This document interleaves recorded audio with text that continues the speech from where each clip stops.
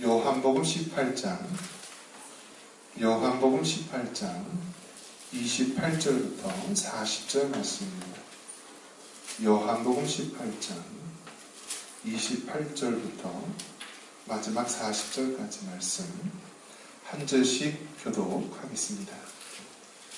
그들이 예수를 가야바에게서 관정으로 끌고 가니 새벽이라. 그들은 더럽힘을 받지 아니하고 유월절 잔치를 먹고자 하여 관정에 들어가지 아니하더라. 그러므로 빌라도가 나서서 그들에게 말하되 너희가 무슨 일로 이 사람을 원하느냐. 대답하여 이르되 이 사람이 행악자가 아니었더라면 우리가 당신에게 넘기지 아니하였겠나이다. 빌라도가 이르되 너희가 그를 가져다가 너희 멋대로 재판하라. 유대인들이 이르되 우리에게서 사람을 죽이는 사람이 아니하다니. 이는 예수께서 자기가 어떠한 죽음으로 죽을 것을 가리켜 하신 말씀을 응하게 하려 함이로라. 이에 빌라도가 다시 관정에 들어가 예수를 불러 이르되 내가 유대인의 왕이냐. 예수께서 대답하시되 이는 내가 스스로 하는 말이냐 다른 사람들이 나에 대하여 내게 한 말이냐. 빌라도가 대답하되 내가 유대인이냐. 내가 사람과 대제사장들이 너를 내게 넘겼으니 네가 무엇을 하였느냐. 예수께서 대답하시되 내 나라는 이 세상에 속한 것이 아니니라. 만일 내 나라가 이 세상에 속한 것이었더라면 내 종들이 싸워 나라 유대인들에게 넘겨지지 않게 하였으리라. 이제 내 나라는 여기에 속한 것이 아니니라. 빌라도가 이르되 우리는 네가 왕이냐. 예수께서 대답하시되 내 말과 같이 네가 왕이냐. 내가 이를 위하여 태어났으며 이를 위하여 세상에 왔나니 곧 진리에 대하여 정하는 하리라. 무릇 진리에 속한 자는 내 음성을 듣느니라 하시니라. 빌라도가 이르되 진리가 무엇이냐 하더라. 이 말을 하고 다시 유대인들에게 나가서 이르되 나는 그에게서 아무 죄도 찾지 못하였노라. 그를 주면 내가 너희에게 항사하고 하는 질문가 있으니 그는 너희는 내가 유대인의 왕 너희에게 도와주기를 원하느냐니. 그들이 또 소리질러 이르되 이 사람이 아니라 바라바라 하니 바라바는 강도였더라. 잘 되고 있습니다. 말씀과 성령의 능력으로 됩니다.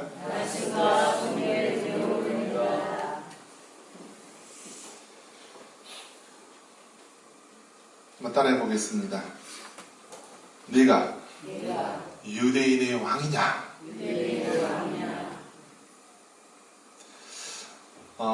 역사적으로 보면은 이제 다 재판을 이렇게 받는 그런 모습들이 다 나옵니다. 이스라엘 유대인들도 재판이 있었고요. 또 로마에서도 다 법에 의해서 재판을 받게 됩니다. 우리나라에서도 재판이 있죠. 그래서 우리나라에서도 재판을 받는데요. 이렇게 재판을 받게 되면은 이제 우리나라 같은 경우 이제 3번의 기회가 주어지죠. 1심, 2심, 3심. 그래서 우리가 이제 3번 1심에서 불복하면은 2심에서 재판을 받고 2심에서 불복하면은 이제 3심 대법원에 가서 이제 3심제로 이제 재판을 받게 됩니다.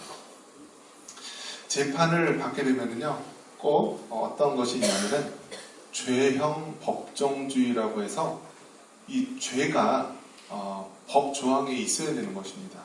그래서 법에 의해서 사람을 처벌하고 또 심지어는 이제 사형을 할 수가 있는 것입니다. 그런 면에서 보면은 우리나라는 사형제도가 있습니까 없습니까? 사형제도가 있어요 없어요? 있습니다. 네, 법으로 사형제도가 있어요. 그런데 사형을 실시를 합니까 안 합니까? 잘 안 해요. 그래서 아마 제가 알기로도 뭐 10년 넘게 계속 안 하고요. 그러니까 법무부 장관이 이제 자기 임기 때 사형을 처리하면 되는데 그것을 자꾸 다음 기수로 넘기고 하면서 실질적으로 사형 제도가 있지만 실시되지 못하는 그런 모습이기도 합니다. 그러니까 법이 너무나 약화가 된 것이죠.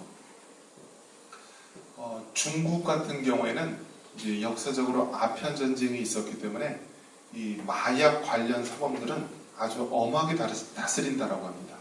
그래서 걸리면은요, 심지어는 사형까지도 많이 받는다라고 합니다. 근데 우리나라에서는 법이 약하니까 이 마약 관련 그런 범죄도 많이 일어나고 있다고 합니다.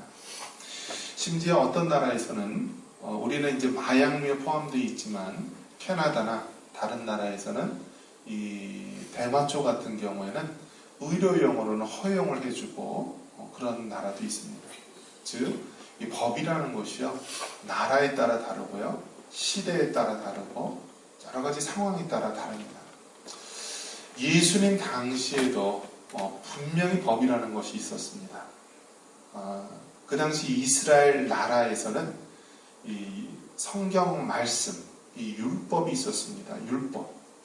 그래서 율법이 있었고요. 그 당시도 이스라엘은 로마의 식민 지배를 받았습니다. 그래서 로마법의 영향을 받게 되어 있습니다.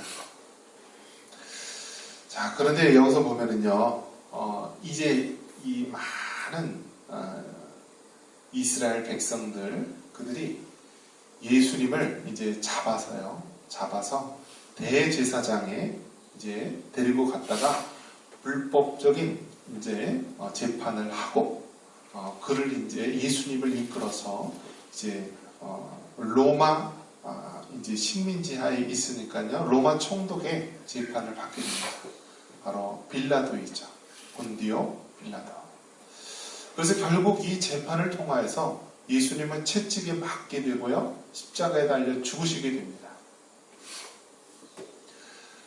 자, 그러면은 예수님께서 십자가에 달려 죽으셨을 때 예수님을 십자가에 못 박은 자들은 누구죠?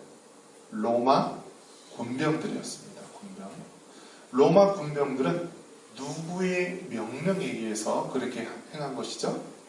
자, 이 상관에 의해서 명령. 그래서 그 당시 최고 상관은 누구였죠?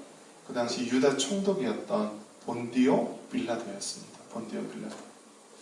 그래서 본디오 빌라도의 명령에 의해서 로마 군병들이 예수님 십자가에 못 박았습니다. 자, 그러면 본디오 빌라도는 누구에 의해서, 왜 예수님을 십자가에 못 박으라고 명령했죠?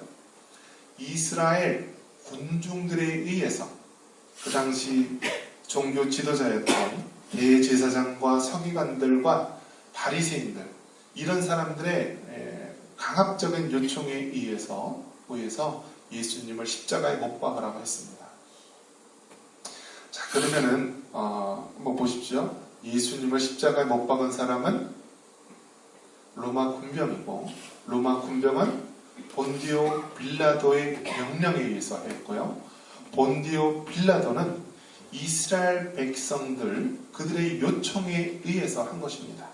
만약에 이스라엘 백성들이 그 요청에 본디오 빌라도가 응하지 않으면은 밀란이 일어날까봐 이렇게 요청을 들어준 것입니다. 그리고 예수님이 그 당시에 잡혀왔던 그 죄목이 무엇입니까? 오늘 말씀의 제목이죠. 내가 유대인의 왕이냐라고 본디오 빌라도가 물어봤는데요. 그 당시에 왕은 누구밖에 없는 것입니까? 이스라엘의 왕이 있습니까? 그 당시 정치적으로 누구의 지배에 있다고 그랬죠? 로마의 지배에 있는 것입니다. 그렇기 때문에 황제는 단 하나밖에 없는 것입니다. 누구죠? 로마의 황제밖에 없다라는 것입니다. 그런데 로마의 황제밖에 없는데 유대인의 왕이 있다라고 한다는 것은, 이것은 정치적으로 반역죄에 해당하는 것입니다. 반역죄. 그래서 이스라엘 백성들이 예수님을 십자가에 못 박아달라고 막 요청을 했을 때, 만약에 본디오 빌라도가 그 요청을 들어주시지 않는다라고 한다면 자기의 정치적인 생명에 위험하게 된 것입니다. 밀란이 일어나도 위험할 수 있고요, 또 이것을 또 로마 이 상부에 보고를 하게 되면은 자신의 위치가 위험하게 되어 있습니다. 그래서 할 수 없이 예수님이 죄가 없다는 것을 분명히 알면서도 백성들의 요청에 응해서 십자가에 달라고 명령을 한 것입니다. 누가 예수님을 십자가 못 박았죠? 이스라엘 백성들과 그 백성들의 지도자들이 예수님을 십자가 못 박았습니다. 그런데 여기서 끝나는 것이 아니라 그 뒤에는 누가 있죠? 사탄, 마귀가 있다라는 것입니다. 세상 사람들은 여기뿐이 못 봐요. 로마 군병, 본디오 빌라도, 또 이스라엘 백성과 지도자들, 여기밖에 못 보지만요, 우리는 믿음의 눈을 보고 봐야 되는데요, 그 이면에는 하나님의 일을 방해하고 예수님을 십자가에 못 박으라고 주도한 그 뒤에는 누가 있냐면은 사탄 마귀가 있다라는 것입니다. 자, 그러면은 결국 이 사탄 마귀는 예수님을 십자가에 못 박아 죽게 하려고 그렇게 사람들을 선동하고 동원하고 본디오 빌라도 로마 군병을 사용하여서 예수님을 십자가에 죽이도록 했습니다. 자, 그러면 누가 이긴 겁니까? 누가 이겼죠? 사탄이 이긴 것입니다. 이긴 것. 그런데 예수님이 십자가에 죽은 것으로 끝났다라고 한다면 그것은 사탄이 이긴 것이요, 더 이상 아무런 일도 일어나지 않은 것입니다. 그런데 십자가의 죽으심으로 끝난 것이 아니라 우리 예수님은 3일 만에 부활하셨습니다. 할렐루야. 그래서 예수님이 부활하셨기 때문에 사단 마귀가 이긴 것처럼 보이지만은 결국 누가 이기셨나요? 하나님께서 이기셨습니다. 할렐루야. 그래서 여러분, 이 모든 것들을 보면은요, 모든 것들을 보면은 하나님의 그 철저하신 그 뜻대로 이루어진 것입니다. 우리 성경 한번 같이 찾아보겠습니다. 사도행전 2장 23절 말씀, 사도행전 2장 23절 말씀 같이 한번 찾아보겠습니다.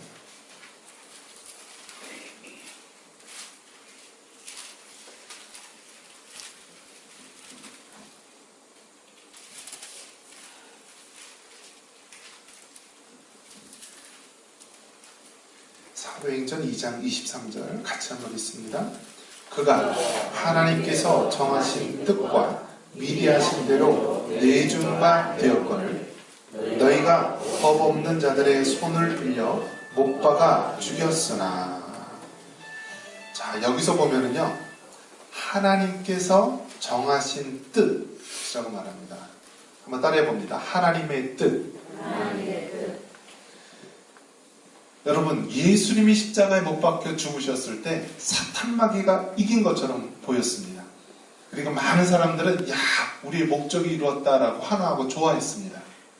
그런데요, 이것은요, 본문에 나와 있는 말씀처럼 하나님께서 정하신 뜻에 따라서 이루어진 것입니다. 할렐루야. 사탄 마귀가 아무리 중간에서 방해하려 하고 하나님의 일들을 막으려 하고 또 예수님을 죽이려 하였지만은 이 모든 것들은요, 하나님의 뜻을 이루는 그러한 결과를 낳게 된 것입니다. 그래서 여러분, 한번 따라해 봅니다. 모든 것이 합력하여 선을 이루느니라. 할렐루야. 여러분, 모든 것이 합력하여 선을 이룬다, 이 말씀은요, 하나님께서는 이 세상의 선한 일뿐만이 아니라 악한 일들조차도요, 이것을 통하여서 결국 하나님께서 하나님의 뜻을 이루도록 하신다라는 것입니다.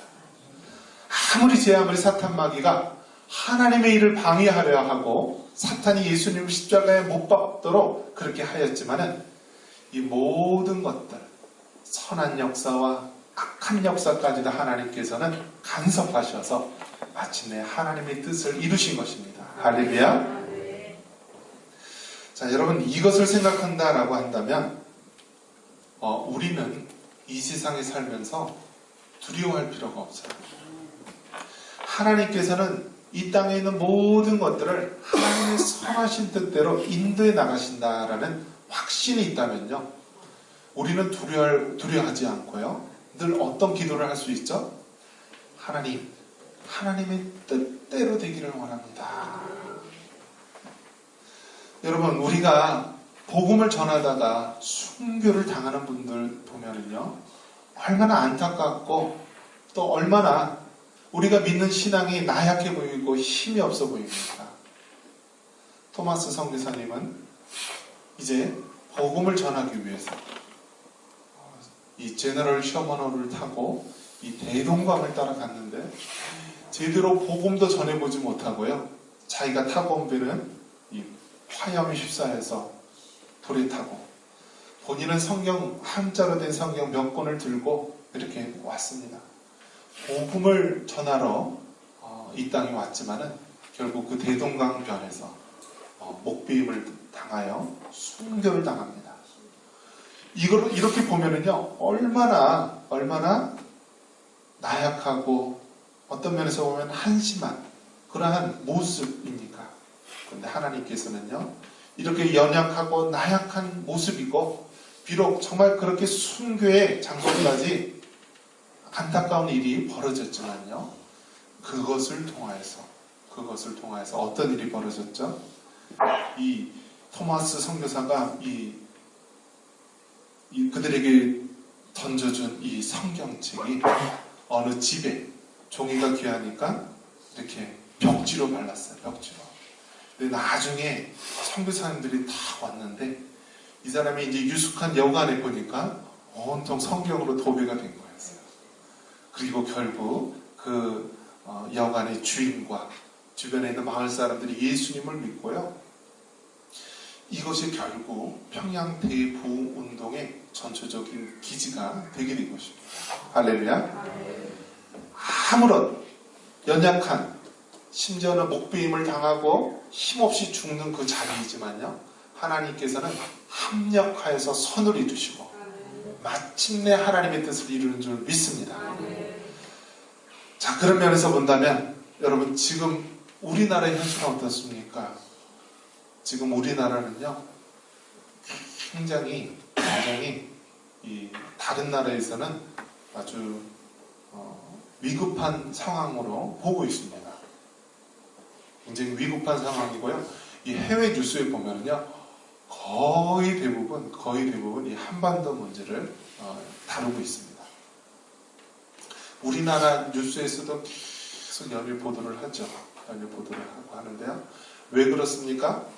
위험하다는 것입니다. 위험하다는 것.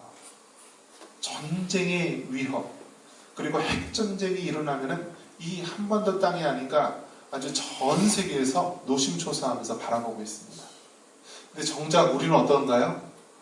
우리는 너무나 익숙해져 있어요. 이 폭탄 소리 나도요, 눈을 하나 깜짝하지 않아요. 다른 지역에 있는 사람들이 이렇게 지나다가 포소리를 꽉 들으면요, 그냥 깜짝 놀래가지고 막 이렇게 가슴에 콩알 마는데요, 우리는 그냥 머리 위로 대포알이 펑 날아가서 저 산에 팍 터져도요, 그런가 보다 하고 있어요.